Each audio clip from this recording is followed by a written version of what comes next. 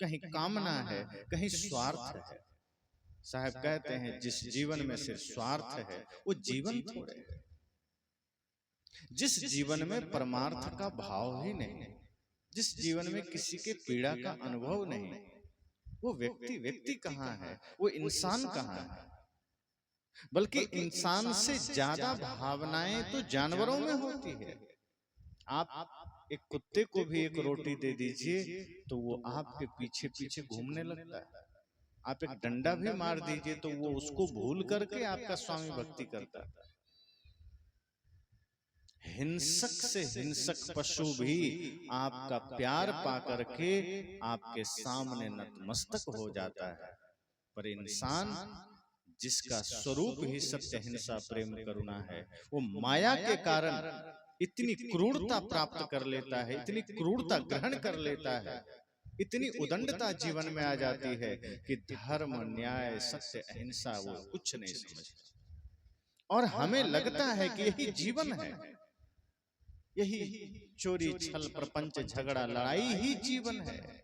ये जीवन नहीं है। सावधान हो जाइए, जिस दिन शरीर लाचार होगा और मृत्यु सामने खड़ी होगी, उस दिन अनुभव होगा कि हमने जीवन को गंवा दिया है, हमने जीवन को खो दिया है, कुछ पाया नहीं है, कुछ ग्रहण नहीं किया। हमने शरीर के लिए वो सब किया जो नहीं करना था।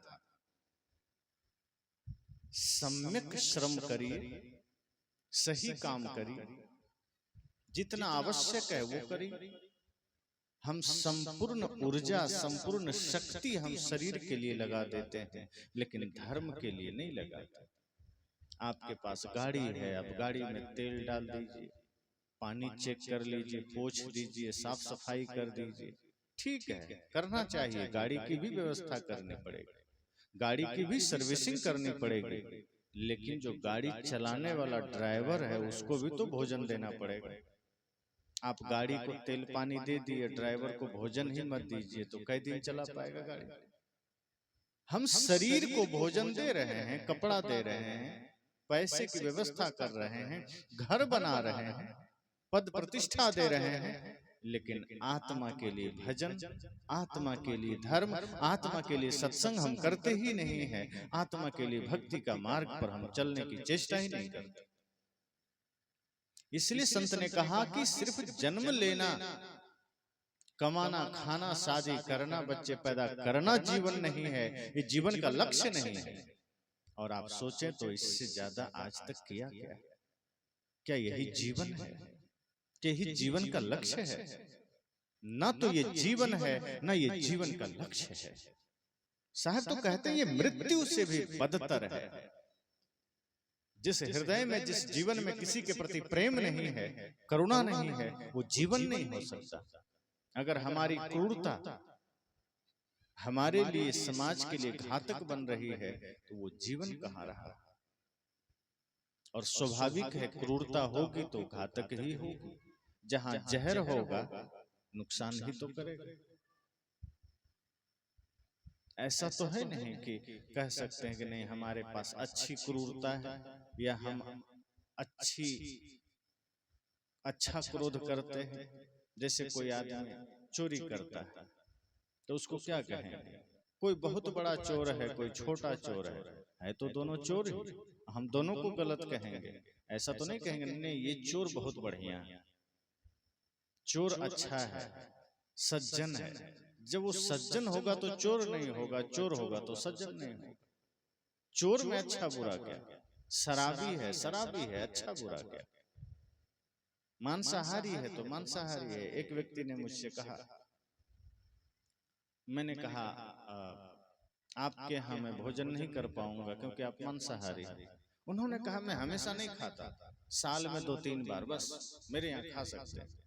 मैंने कहा आप एक बार भी खाते हैं, खाते ही तो हैं, आपका वर्तन, आपका जीवन अशुद्ध ही तो है, आपके हाथ का पानी भी पीना मुश्किल होगा। उन्होंने कहा बस 1-2 बार खाते हैं, कोई दिक्कत नहीं। मैं कहा हिंसा अगर आप करते हैं और उस हिंसा से प्राप्त जो कुछ भी जीव जंतु है आप उसे खा रहे हैं, और आप सोचते हैं कि हम वहां भोजन कर लें, असंभव है। तो हिंसा एक बार करे चाहे 10 बार करे, हिंसा ही तो है। मांसाहार कोई एक बार करे चाहे 10 बार करे, मांसाहार ही तो है। अब कोई कहे कि अमुक व्यक्ति 50 लोगों को मारा, हमने एक को ही मारा इसलिए हम ज्यादा धार्मिक हैं, हम ठीक है। तो मारना एक बार हो चाहे 50 बार हो, मारना तो पाप ही है। कोई एक बार मारे चाहे 50 बार मारे।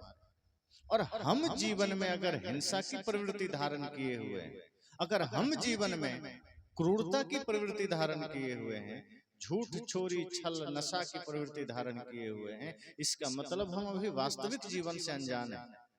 और उसी वास्तविक जीवन का पता इस सत्संग में हमें चलता है। सत्संग किससे कहानियों के लिए नहीं है, सत्संग टाइम पास के लिए भी नहीं है। यहाँ हमें अपने वास्तविक जीवन का पता चलता है, यहाँ हमें अपने वास्तविक लक्ष्य का पता चलता है। क्यों जीवन मिला है, क्यों हमें ये मनुष्य शरीर मिला है, इसका पता चलता है। और पता चल जाए तो उस लक्ष्य में हमें चल देना चाहिए। अभी हमें पता नहीं चलता, हम जी चले जा रहे हैं, चले जा रहे हैं, चले जा रहे हैं, पर हम जा कहाँ रहे हैं ये पता नहीं है। हिंसा के मार्ग पर चले जा रहे हैं,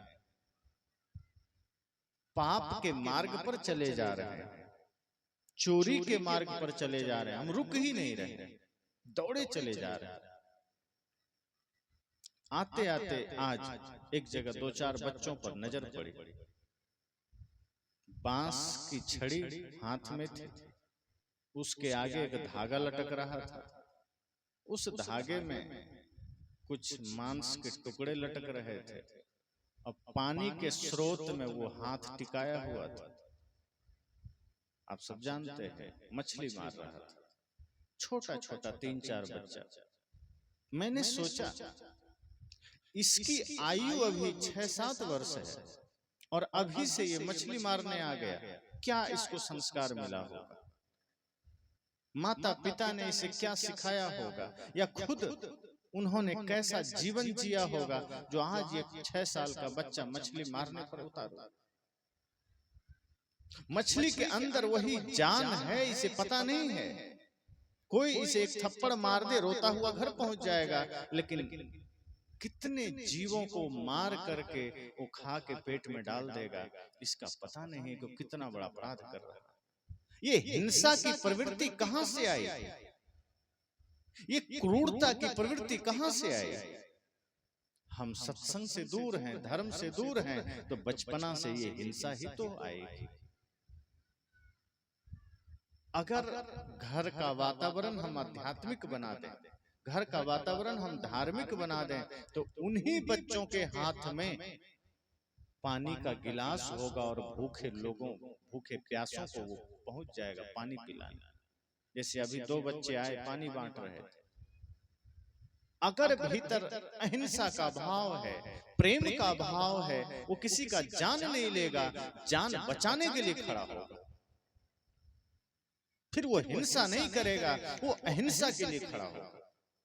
लेकिन इसके लिए घर के संस्कार बदलने पड़ेंगे। एक मुंडन संस्कार में मैं था, मैं कुछ चर्चा वहां मैंने किया था कि जैसे माता पिता चाहते हैं कि हमारे घर में एक अच्छी संतान का आगमन हो, एक अच्छा बच्चा जन्म ले, बच्चा हो बच्ची हो, पर क्या आपको पता है कि अच्छी आत्माएं गर्भ में कैसे आती हैं? कुछ बच्चे जन्म लेते ही संस्कारी क्यों होते हैं, और कुछ बच्चे जन्म लेते ही दुखी, चिड़चिड़ापन, नाराज होना, बात बात में रोना, ये प्रवृत्ति क्यों होती? क्या कभी सोचा, कभी विचार किया? विचार करिए। ये जो हमारे घर का वातावरण, ये जो हमारा घर का माहौल होता है, जिसमें हिंसा है, जिसमें छल है, नफरत है, घृणा है, उस माहौल का असर एक मां पर पड़ता है। और यदि उस माहौल में, उस अवस्था में किसी आत्मा का आगमन गर्भ में हो रहा है तो फिर वहां कभी भी पुण्यात्मा का आगमन नहीं होता। अगर उस वक्त माहौल हमारे घर का ठीक नहीं है, अगर उस वक्त मानसिक स्थिति हमारी ठीक नहीं है, अगर उस वक्त घर में हिंसा का वातावरण है, नफरत का वातावरण है, तो आपके गर्भ में फिर पुण्यात्मा का आगमन नहीं होगा, फिर घूम रहे दुष्टात्मा पहुंच जाएगा, फिर उसका आगमन हो जाएगा। और ऐसे आत्माएं जब शिशु रूप में जन्म लेती हैं तो जन्म से ही उसमें नफरत, घृणा, नाराजगी और उद्वेग के भाव होते हैं, उसमें उच्छृंखलता के भाव होते हैं।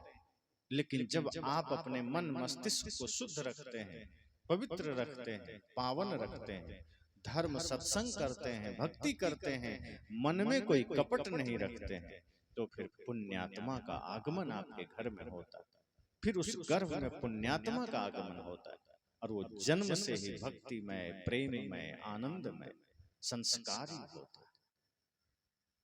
पर यहाँ एक बात और है, मान लीजिए किसी त्रुटि के वजह से, किसी गलती के वजह से दुष्टात्मा आ ही गया है घर में, पुण्यात्मा नहीं आया, कोई पापी आत्मा आ गया, तो क्या करेंगे? तब भी मौका है कि जन्म के बाद आप इतनी कड़ी तपस्या करिए, इतना संस्कारों पर ध्यान दीजिए कि धीरे धीरे धीरे धीरे उसकी प्रवृत्ति आप बदल सकें, क्योंकि मनुष्य शरीर कर्म की भूमिका है। संतों ने कहा है कि यहाँ हमारे कर्म भी बदले जा सकते हैं। लोग कहते हैं ना कि भाग्य में जो लिख गया वो कोई मिटा नहीं सकता, वो कोई पलट नहीं सकता, कोई बदल नहीं सकता। ऐसा नहीं है। मनुष्य छोड़कर जितने भी जानवर हैं उसका भाग्य नहीं बदल सकता। कुत्ता, बिल्ली, सांप, छुछुंदर का भाग्य नहीं बदलता, क्योंकि वो गया ही उसे भोगने के लिए। पर मनुष्य शरीर कर्म भूमिका है। यहाँ हम अपने कर्म से अपना भाग्य बदल सकते हैं, यहाँ हम अपने कर्म से अपनी नियति बदल सकते हैं, अपना कर्म फल हम कम कर सकते हैं। अब बदलने का अर्थ क्या है? जैसे हमने कोई पाप किया है तो क्या पाप कर लिया तो उसका फल हमें नहीं मिलेगा? उसका फल मिलेगा, लेकिन उस फल से जो हमारे जीवन को नरक मिलना था वो नरक अब नहीं मिलेगा। अगर हमने पुण्य का काम किया, परमार्थ का काम किया, निरंतर ध्यान तप किया, तो किए गए पाप का फल हमें मिल करके वहीं खत्म हो जाएगा और हमारे पुण्य के द्वारा हमें मुक्ति मिल जाएगी, हमें भक्ति मिल जाएगी, हमें आनंद मिल जाएगा। हमारे किए गए कर्म से हम तुरंत शांति पद पा सकते हैं। तो अगर कभी ऐसा हो गया कि हमारी स्थिति, हमारी अवस्था के वजह से, हमारे कुसंगति के वजह से, गलत आदतों के वजह से दुष्टात्मा का आगमन हो गया, तो फिर आप सजग रहिए। जन्म के बाद इतनी कोशिश कीजिए, इतना प्रयास करिए कि उसमें सही संस्कार दिए जा सके। क्योंकि बचपन से अगर हिंसा के भाव आ गए, बचपन से अगर क्रूरता के भाव आ गए, वैमनस्यता के भाव आ गए, नफरत के भाव आ गए, जो होते हैं छोटे छोटे बच्चों में, आप देखेंगे वो गालियां दे रहे हैं, कहां से सीखे? वो छोटी छोटी चीजों में नफरत कर रहे हैं, वो किसी को कुछ देना नहीं चाह रहे हैं, छीनना चाह रहे हैं, क्रोधित हो रहे हैं, कहां से हो रहे हैं? इसका मतलब है कि वो पुरानी जो प्रवृत्ति है पूर्व जन्म की, वो उभर कर आ रही है सामने। और अभी इस जन्म में आपने बढ़िया संगत नहीं दिया, अभी आपने उसको बढ़िया माहौल नहीं दिया, तो जो पुराने जन्म का संस्कार है, पूर्व जन्म का संस्कार है, वो बाहर आ रहा है। आप उसे मिटाने के लिए इस जन्म में इतना बढ़िया धर्म का वातावरण बना दीजिए, इतना बढ़िया आध्यात्मिक वातावरण बना दीजिए कि वो बच्चा बदल सके। तभी तो अंगुलीमाल भी बदल जाता है, रत्नाकर भी बदल जाता है। अगर कर्म नहीं मिटते, पाप नहीं मिटते, तो अंगुलीमाल बदलकर साधु कैसे हो जाता?